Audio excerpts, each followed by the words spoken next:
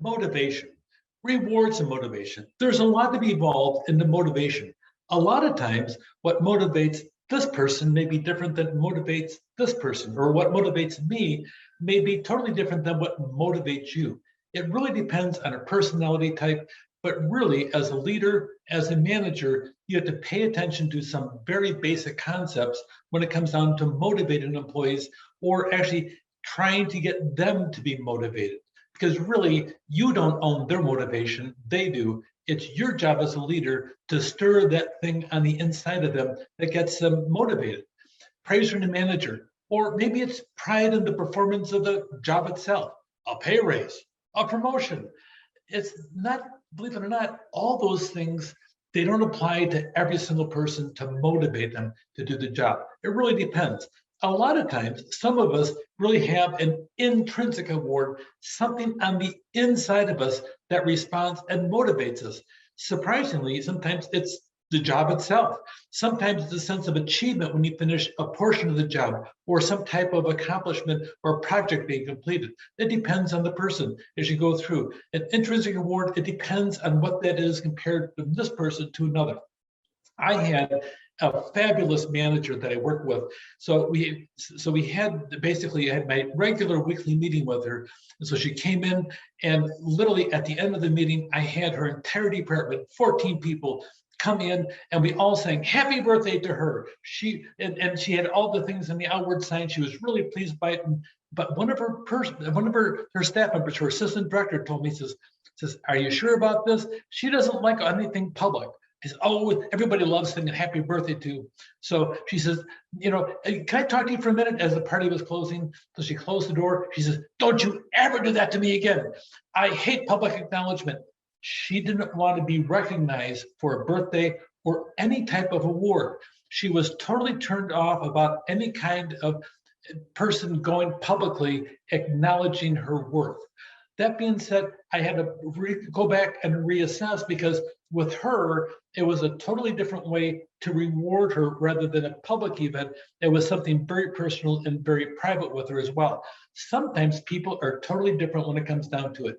Other people love the attention. They love pay raises. You did a fabulous job. Let's all give a hand for, and people love it and they swallow that thing. It's fabulous and everything else.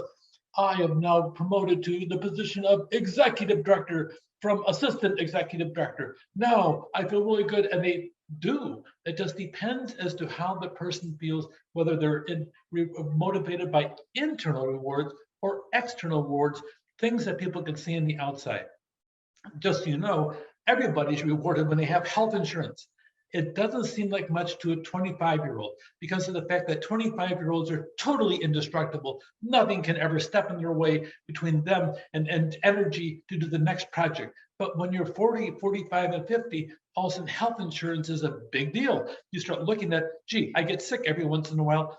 A lot of people pay attention to paid time off, bonuses, paid sick leave, retirement plans. All these are perks ranked by employees as to what's more valuable to them as you go through. If you look on the average report for compensation in June 2019, the average employee was compensated $36.61 per hour, $25.12 per hour for wages. By the time it's all done, accounted for the wages part. The rest was fringe benefits on top of that.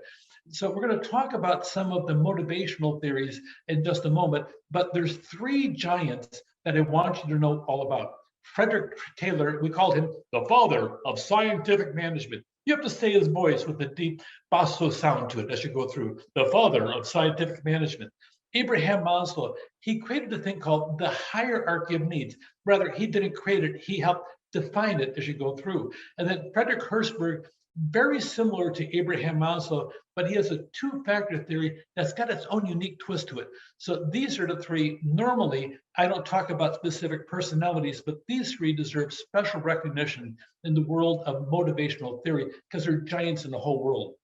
Frederick Taylor, we call him the father because he really came up with three key elements that focus in on productivity and how to improve it and increase it. Time, methods of work, and the rules of work. So he went through a whole series of what we call time and motion studies. Let's see, instead of you working over here and then having somebody bring your product over here to have it developed over here and finally packaged, why don't we just move that table over and then you can just slide it over and we'll put some rollers over there. You can just sit down when you're done with your project, you roll it over here. That's going to save some time and some motion in the process. Pretty much he focused in on the principle of motion, and then a couple called Frank and Lillian Gilbreth, they actually took that even further into a series of elementary motions. But Taylor then, he focused in on different aspects of it, and you can almost see them on UPS drivers. You know, UPS trucks, when they're on the road, they're the deep, rich brown colors. They drive down the street. It's pretty rare, if ever, you see a dirty UPS truck. That's because they wash them every single night. It's pretty rare you see one broken down by the side of the road. That's because they have a monthly maintenance.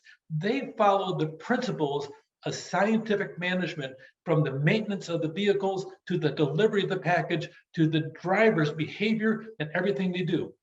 They get out of the truck. They have to get out right foot first, not their left foot, their right foot first. They have to walk fast, at least 3 feet per second. How many packages delivered a day? You know, you have at least 125 to 175 in off-peak season.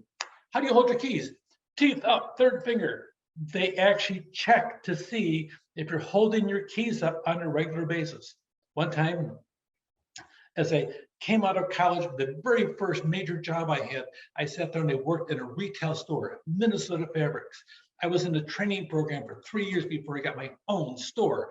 So part of the training program, part of it, my boss sat there and made me to receive all the packages in the back door. I got to know all the delivery people. So the UPS driver shows up, we chit chat and talk while he drops off the packages. I sign for everything, check everything, and then he's on his way. So one day he pulls up to the back door. He gets out, no time to talk, David. So he walks in, and right behind him is a guy. He's got a stopwatch in the clipboard.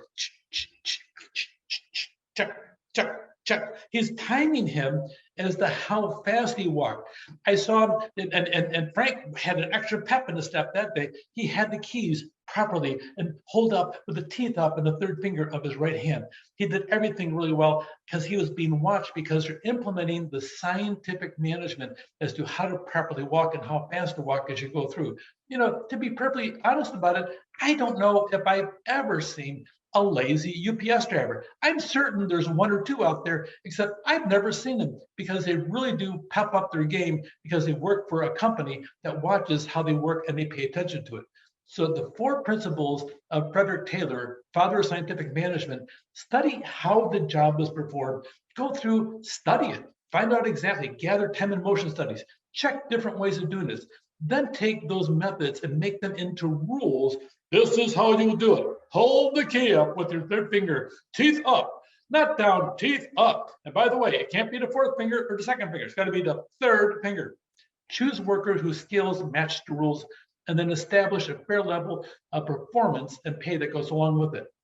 Really, rewards and motivation, look at Frederick Taylor, but also check in as to how people think, how they receive rewards, and what that reward means to them, whether it's extrinsic on the outside or intrinsic on the inside. We're all different. We're all motivated differently as well.